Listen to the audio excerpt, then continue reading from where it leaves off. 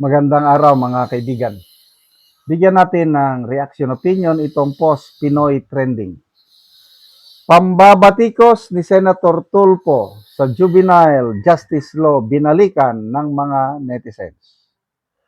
Sa gitna ng mainit na usapin ngayon sa juvenile justice law ay may ilang netizens ang binalikan ang naging payag noon ni Senator Rapi Tulfo tungkol sa nasabing batas. Sa episode ng Wanted sa radyo noong May 19, 2016. Panahon ito ni Tatay Digong. Excuse me ha. Pinag-uusapan ang tumataas na kaso ng mga kabataan na nasasangkot sa paglabag. Excuse me. Paglabag sa batas na ayon sa kanya ay kasalanan ng juvenile justice law. Ito yung pangunahing batas ni Kiko Pangilinan. Ayon kay Tulfo, kulang ang mga pasilidad para maayos na maimplementa ang nasabing batas. Kaya naman, ang nangyayari ay pinapauwi na lang ang mga kabataan na lumalabag sa batas. Kaya ito, ipaalala natin ito kay Rapi Tulfo. Ganito ang sa pahayag niya noon. Dapat ang ikulong yung mga mambabatas na may pakana ng batas na yan kung akong tatanungin. Kasi hindi naman yung mga bata ang dumiskarte dyan. Kaya kung saan sila nalalagay ngayon na nasa labas ng lansangan, walang paglalagyan nga sabi niya. Gawa ng batas na wag sila ikukulong.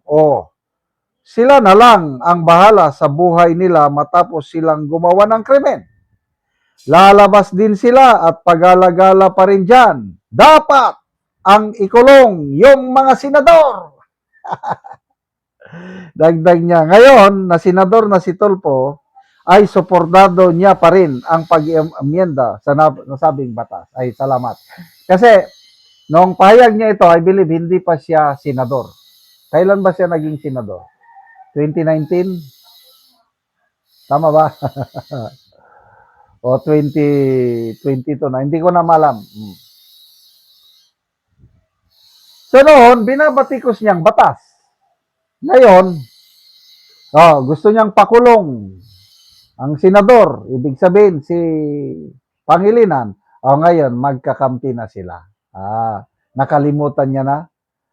Sana naman, Senator Tulfo, Rafi, sana manindigan kayo sa inyong prinsipyo na mali talaga yung batas na yan. Kasi sabi ni Tatay Digong, paliwanag niya, parang kinopya lang ni Kiko Pangilinan ang batas sa Amerika. Sa Amerika, pag nagkasalang minor de edad, dadalhin sila sa halfway house. Mga bahay na kumpleto ng posibilidad para ma-rehabilitate ang mga minor offenders. Mayaman ang Amerika, kaya nilang mag-set up ng ganyang mga halfway house or rehabilitation house. Sa Pilipinas, hindi pa ako nakakita ng tawag nila dito bahay kalinga o bahay pag-asa. House of Hope. Example, sa isang bayan,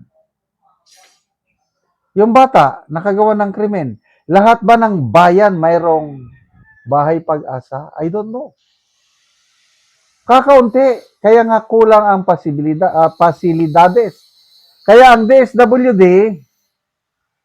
turn over sa kanila yung custody sa bata.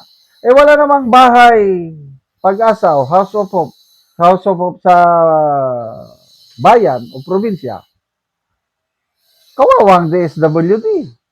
Kaya mapipilitan ng DSWD, i-release na lang ang bata kasi nga kulang tayo ng mga facility. Senator Kiko Pangilinan, maganda naman sana yung batas na ginawa nyo kung parehas tayo ng US na mayaman. Tayo wala Kaya nga, tuloy, sinabi ni Tatay Digong, may napanood akong video. Sinabi niya nung siyang presidente, Kaya dumarami ang krimen sa bansa tenfold, sabi niya. Dahil ang mga minor de edad wala nang takot gumawa ng kasalanan sa batas dahil sa batas ni Pangilinan. So, update ngayon, yung nangyari sa Tacloban, yung mga suspect, sinampahan na ng kaso. 3 counts of murder, 3 counts of frustrated murder, and multiple counts of serious physical injuries. Dahil madami ang wounded eh.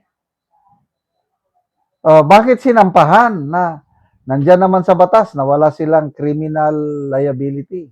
Ang alam ko dyan, procedural lang yan. Ginagawa lang ng pulis yung trabaho nila. Sampa, pag sampa ngayon sa korte, DSWD na at abogado ng mga bata o public attorney's office, mag-file lang ng, I don't know, anong tawag doon, petition, manifestation, na isite yung batas Pangilinan. Dahil may batas, ang korte mag-uutos na ang bata is mag-undergo ng rehabilitation sa House of Hope. Kulang nga ng mga House of Hope. Kaya after 1 year, I don't know kung anong mangyari sa batang wala nga eh. Maganda sana kung talagang real na rehabilitation.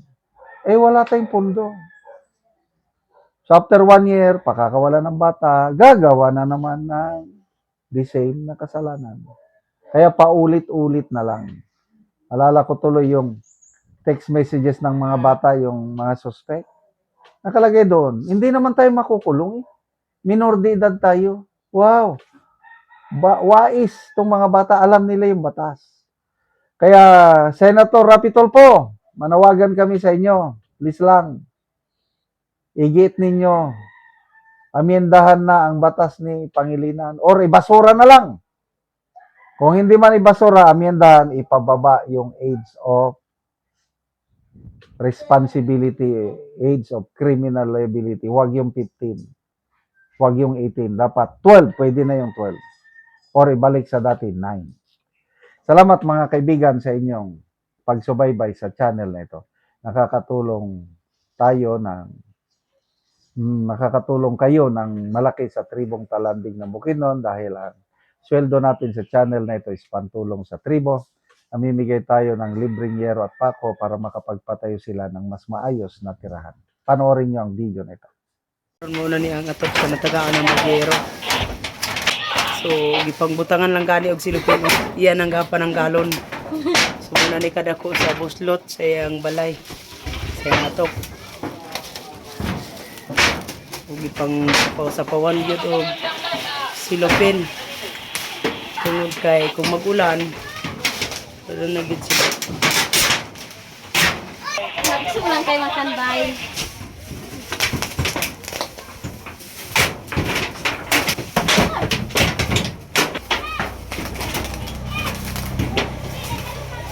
Ug muna ni ang yero nga among gihatag. Awa niya, Beg.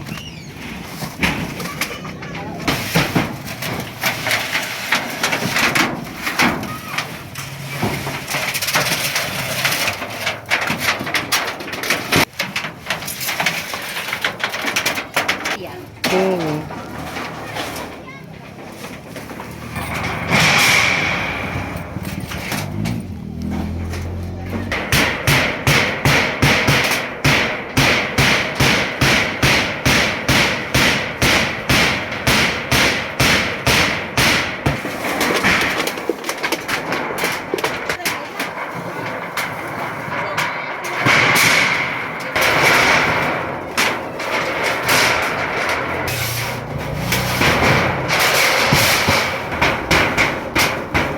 O karon humanagit sa pagatop ang yero nga among ginahatag. So maayo na gyud ang ilang atok. Salamat sa kuan Ginoo nga tagaan mi og si naay naghatag naay gihatag ang mga tao anda mo tawang sa among sa mo ang mga kabos.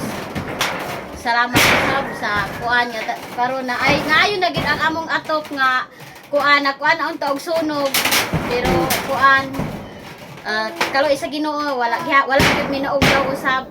Ug salamat usab sa tugyanan ini nga tagaan mo si unta daghan pa nga grasya nga moabot kaniya.